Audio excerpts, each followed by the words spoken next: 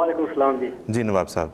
जी मेरा ये सवाल है कि आप मोहम्मद सल्लल्लाहु अलैहि वसल्लम को आखिरी रसूल नहीं मानते इस बारे में, क्योंकि हदीस में भी जनाब ने खुद कहा है कि मैं खातिमुन नबी हूँ, मैं आखिरी नबी हूँ, अल्लाह का आखिरी रसूल हूँ, मेरे बाद कोई नहीं आएगा। ठीक है। और अच्छा जी। आप देख लें हिंदू की किताबों में भी, भगवत गीता और वेद में भी लिखा हुआ है मोहम्मद के बारे में कि आखिरी रसूल हैं। ठीक है जी। ठीक है नवाब साहब, इस पे हमें गुजारिश ये है कि हम हज़रत अक़दस मोहम्मद मुस्तफ़ा सल्लल्लाहु अलैहि वसल्लम को आखिरी नबी मानते हैं, दिलो जान से इस बात पर यकीन रखते हैं, ईमान रखते हैं।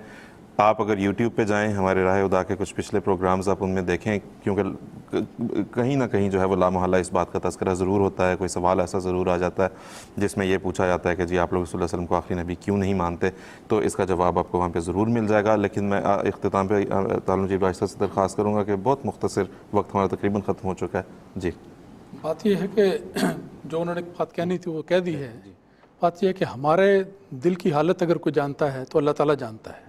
हम अल्लाह ताला को हाज़िर नाज़िर जानकर ये अर्ज़ करते हैं, और हर अहमदी अल्लाह ताला के हुज़ूर इस बात का इकरार करता है कि हम अपने दिलो जान से, दिल की गहराई से अपने आका मौला हज़रत मोहम्मद मुस्तफ़ा सल्लल्लाहु अलैहि वसल्लम को हकीकी मानों में, सच्चे मानों में, हर मानों में ख़ातमुन नबिय्यीन यकीन करते हैं।